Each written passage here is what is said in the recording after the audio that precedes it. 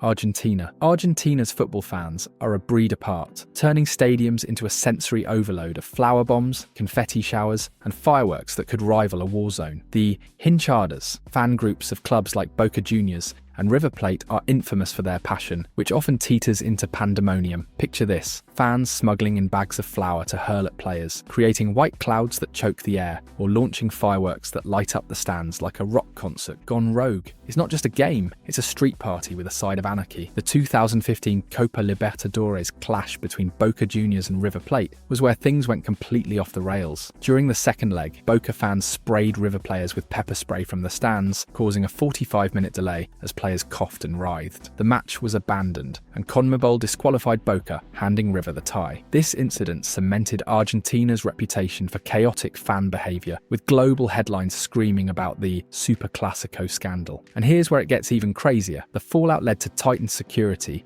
across South American football, proving Argentina's fans don't just watch, they dictate. But what happens next will leave you speechless. These antics have sparked riots, pitch invasions, and even political debates about fan culture in Argentina. Japan. While Argentina's fans leave a trail of debris, Japan's supporters turn stadiums into sparkling showrooms. After matches, Japanese fans stay behind, armed with trash bags to clean up every scrap of litter, whether it's their team's World Cup match or a local J-League game. It's a tradition rooted in respect and discipline, reflecting Japan's cultural emphasis on collective responsibility. You'll see fans in blue jerseys meticulously picking up cups, wrappers, and even confetti, leaving the stands cleaner than they found them. During the 2018 World Cup in Russia, Japan lost 3-2 to Belgium in a heartbreaking round of 16 match. Despite the gut-wrenching defeat, Japanese fans stayed to clean the Rostov arena, earning global praise. This wasn't just a feel-good moment, it went viral, with ex-posts raving about their class, solidifying Japan's reputation as the politest fans in football. And the craziest part, it's 100% real. Even in defeat, they prioritized respect over despair. In a sport where emotions run hot, Japan's calm, methodical cleanup is bizarrely serene. But here's what they're not telling you. This tradition has inspired other nations' fans to follow suit, with some European supporters now copying the practice. Turkey. Turkish football fans, particularly those of Galatasaray, Fenerbahce and Besiktas, turn stadiums into infernos of flares, smoke and ear-splitting chants. The ultra culture here is unmatched, with choreographed displays that look like battle scenes. Flares light up the night, smoke clouds the pitch, and fans chant so loudly that seismometers have reportedly detected tremors during Istanbul derbies. It's less a tradition and more a full-scale assault on the senses. In the 2013 UEFA Champions League match between Galatasaray and Real Madrid, the Turk Telekom Stadium erupted in a sea of red flares and smoke, creating an atmosphere so intense that Real's players admitted to feeling rattled. Galatasaray won 3-2, though they lost the tie on aggregate. This match sealed Turkey's reputation as the home of football's most intimidating crowds, with ex-users calling it hell on earth for away teams. And just when you thought it couldn't get worse, the flares have occasionally delayed matches due to poor visibility. The sheer scale of coordination, thousands of fans syncing flares and chants, makes this tradition wild. But what happens next is truly insane. These displays have led to fines, bans, and even pitch invasions, yet the ultras keep pushing the limits. Iceland.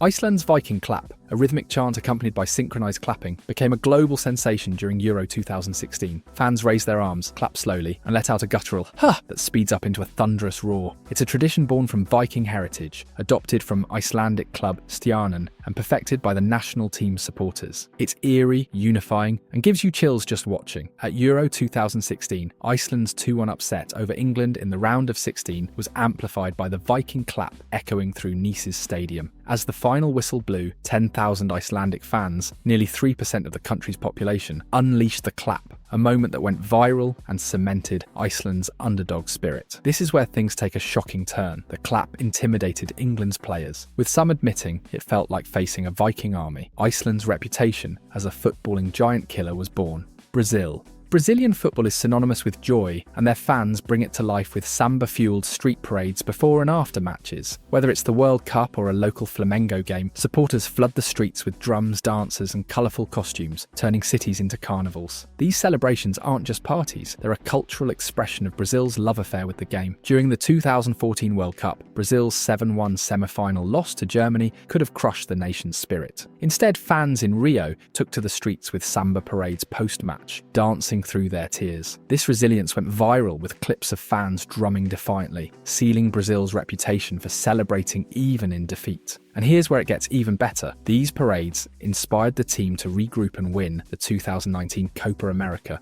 on home soil. But hold on, it gets even better. These parades often spill into stadiums, with fans smuggling drums to keep the rhythm going.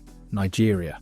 In Nigeria, football is as much a spiritual battlefield as a physical one. Fans and players engage in rituals, prayers, charms, and even juju to sway matches. From sprinkling holy water on pitches to wearing lucky charms, these superstitions are deeply ingrained, especially during high-stakes games like the Africa Cup of Nations. In the 1994 AFCON final against Zambia, Nigerian fans and players reportedly consulted spiritualists to ensure victory. The Super Eagles won 2-1, with rumours swirling that juju rituals in the stands and locker room gave them an edge. This moment solidified Nigeria's reputation for blending football with mysticism, with ex-posts later joking about juju goals. And that's where things take a wild turn. These rituals sparked debates about banning spiritual practices in African football, and you'll never guess how it ends. Some players still carry charms onto the pitch today. Germany. German football fans love their beer, and when their team lifts a trophy, the stands turn into a hop-soaked spectacle. Fans douse players and each other with beer, creating a sticky, frothy celebration that's equal parts joyous and messy. This tradition is especially wild during Bundesliga title wins or DFB Pokal finals. In 2013, Bayern Munich's Bundesliga title celebration saw players drenched in beer by fans at the Allianz Arena, with Manuel Neuer famously chugging a pint mid-pitch. The beer-soaked chaos went viral, cementing Germany's reputation for raucous celebrations. But what happens next will change everything. The tradition inspired Bayern's Oktoberfest kits, blending football and beer culture globally. Dumping litres of beer on players is a uniquely German way to say congrats. And if you stay until the end, I'll show you why this is a game changer for fan-player bonding. Mexico.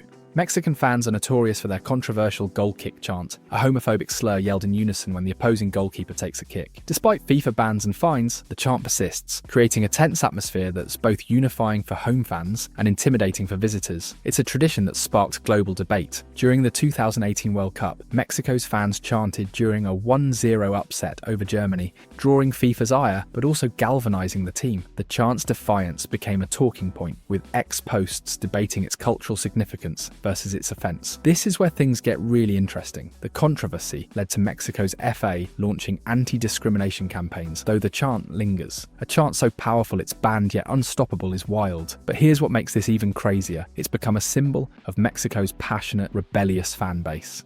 South Korea. South Korean fans bring military precision to their support, with synchronized chants and banners led by the Red Devil supporters group. Their disciplined, almost regimented cheering, complete with drum beats and flag waving, creates an atmosphere that's both inspiring and intimidating, especially during World Cup matches. In the 2002 World Cup, co-hosted by South Korea, the Red Devils' chants powered the team to a historic 2-1 win over Italy in the round of 16. The deafening, organized roar rattled the Italians, with ex-posts later calling it the 12th man in action. This sealed South Korea's reputation for fan-driven upsets. And the final twist, it's something no one expected. The chants inspired global fan groups to adopt similar coordination. Scotland. The old firm derby between Celtic and Rangers is Scotland's footballing civil war, with fans fueling a rivalry that's as much cultural as it is sporting. From sectarian chants to massive tifo displays, the atmosphere is electric, often spilling into violence or vandalism. It's a tradition of raw, unfiltered passion. In the 1980 Scottish Cup final, a 1-0 Celtic win over Rangers sparked a pitch invasion by both sets of fans, leading to a riot that saw 200 arrests. This Battle of Hampton led to a ban on alcohol at Scottish football matches, cementing the old firm's reputation as football's fiercest rivalry. And here's where everything changes. The incident forced stricter policing of derbies worldwide. A rivalry so intense it reshaped stadium laws is unreal. But what if I told you that's not the worst part? Fans still push boundaries with provocative displays. Italy. Italian football ultras, particularly those of AC Milan, Inter, Roma, and Lazio, are the Picassos of fandom, creating jaw-dropping tifo displays, massive banners, choreographed card stunts, and pyrotechnics that transform entire stands into living art. These displays aren't just pretty, they're psychological warfare, often mocking rivals with biting imagery or witty slogans. A Roma tifo might depict Lazio's eagle mascot in chains, while Inter's ultras once unfurled a banner of a snake, their symbol, devouring towering Milan's Red Cross. The choreography requires military-like precision, with ultras planning for weeks to execute these visual symphonies. In the 2007 Derby della Capitale, Roma's ultras unveiled a tifo mocking Lazio's eagle with a giant banner reading "Aquila in Gabbia, eagle in a cage." The display rattled Lazio's players, contributing to Roma's 3-0 route. The moment went viral, calling it the ultimate fan flex. And here's where it gets even crazier. The tifo sparked a UEFA investigation for its provocative nature, cementing Italy's reputation for creative yet contentious fan culture. Lazio's ultras retaliated in the next derby, but Roma's masterpiece had already stolen the spotlight. But what happens next will leave you speechless. These displays have led to fines, stadium bans, and even political debates over fan freedom in Italy. The ultras don't just support their team, they wage war through art. And the craziest part? It's 100% real. Italian ultras have turned tifos into a global trend, inspiring fans from South America to Asia. Serbia.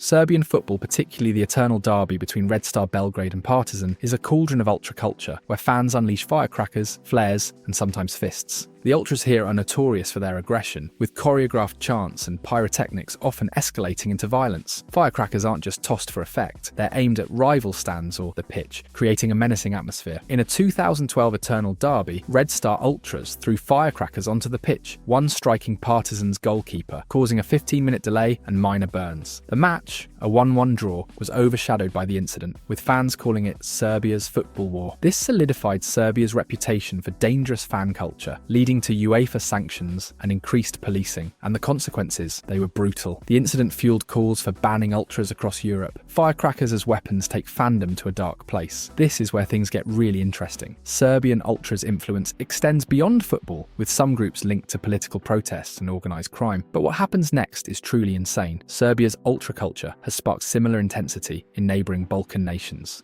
Chile.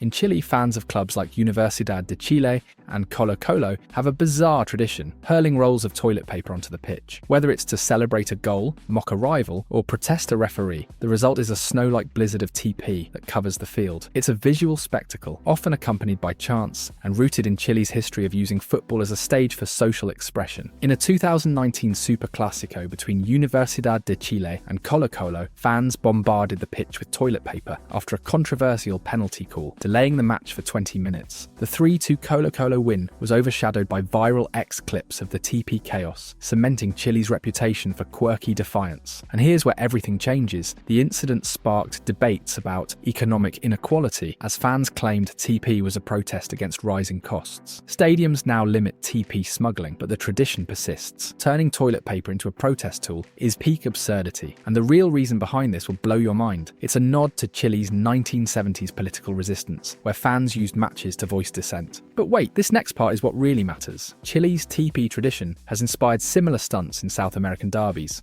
Spain. Spanish football, especially the El Clásico between Barcelona and Real Madrid, is known for its intensity, but one tradition stands out: throwing objects, including a pig's head, onto the pitch. This bizarre act stems from the fierce rivalry, with fans using shocking items to taunt opponents. The pig's head in particular is a grotesque jab at perceived arrogance or betrayal. In the 2002 El Clásico at the Camp Nou, Barcelona fans threw a pig's head at Real Madrid's Luis Figo, a former Barca star who defected to Madrid. The match, a 0-0 draw, was paused as debris rained down, with the pig's head becoming an iconic symbol of hatred. X-posts years later still reference the moment, sealing Spain's reputation for visceral fan rivalries. And that's where things take a wild turn. The incident led to increased security and bans on throwing objects at Spanish matches. Egypt. The Cairo derby between Al Ahly and Zamalek is Africa's fiercest rivalry, and Egyptian fans elevate it with fireworks displays that rival a New Year's Eve show. Stands erupt in red or white pyrotechnics, with rockets and flares creating a smoky, chaotic atmosphere. These displays aren't just celebratory, they're a power move meant to intimidate rivals and assert dominance in a city where football is life. High-stakes moment. In a 2010 Egyptian Premier League match, Al Ahly's 3-1 win over Zamalek was nearly derailed by a fireworks barrage that halted play for 10 minutes due to smoke obscuring the pitch. Fans smuggled in flares, and the resulting haze made headlines, with X-posts later calling it Cairo's fiery derby. And here's where things take a shocking turn. The incident led to stricter stadium security across African football, though fans still sneak in pyrotechnics. And you'll never guess how it ends. The Cairo derby's fireworks have inspired similar pyrotechnic shows in other African leagues. Greece. In Greece, fans of coastal clubs like PAOK and Olympiakos have a peculiar tradition, tossing dead fish onto the pitch, often targeting rival players or referees. It's a nod to the fishing culture of port cities like Thessaloniki, but also a bizarre insult, implying the target stinks or is worthless. In a 2015 Greek Super League match between PAOK and AEK Athens, PAOK fans threw fish at AEK's bench after a 2-1 loss, causing a brief delay. The image of a dead fish landing near AEK's coach went viral, cementing Greece's reputation for eccentric fan antics. This is where things start getting dangerous. The incident led to fines and a temporary ban on fans at PAOK Stadium. Throwing seafood is about as odd as it gets in football, but here's something most people completely miss. The fish throwing is also a cultural flex, tying football to Greece's maritime heritage. And the final twist, it's something no one expected. Fish throwing has spread to smaller Greek clubs. Colombia. Colombian fans, especially during the Clásico Vallecaucano between Deportivo Cali and América de Cali, bring voodoo dolls and effigies of rival players to the stands, sometimes burning or stabbing them to curse opponents. It's a mix of superstition and intimidation, rooted in Colombia's blend of football passion and spiritual beliefs. In a 2018 league match, América de Cali fans burned an effigy of Deportivo Cali's star striker, leading to a 1-0 upset win. The ritual, captured on X, fueled Colombia's reputation for intense, mystical fandom. And here's where things go from bad to worse. The incident sparked a brawl outside the stadium, prompting tighter security. Cursing rivals with dolls is straight out of a horror movie, and the truth behind this, it's absolutely insane. These rituals are taken seriously by some players, affecting their psyche. You'll want to see this through to the end. Colombia's voodoo tradition has influenced other South American fan bases. Australian A-League fans, especially Western Sydney Wanderers' red and black block, are known for cheeky tifo displays that often lean into crude humour, including toilet-themed banners poking fun at rivals. It's a light-hearted but bizarre tradition, reflecting Australia's laid-back yet passionate football culture. In a 2019 Sydney derby, Wanderers fans unfurled a tifo showing Sydney FC's logo on a toilet, sparking laughter and outrage. The 1-0 Wanderers win was amplified by the viral banner, with ex-posts calling it Aussie banter at its best. This cemented Australia's reputation for playful fan antics. And here's where it gets even better. The tifo led to a temporary banner ban, but fans doubled down with more creative insults. Toilet humour on a stadium scale is uniquely Australian, and you'll want to pay close attention to this part. It's inspired a wave of humorous tifos across the A-League. Trust me, you're going to want to hear this. The toilet tifo trend is spreading to other sports down under.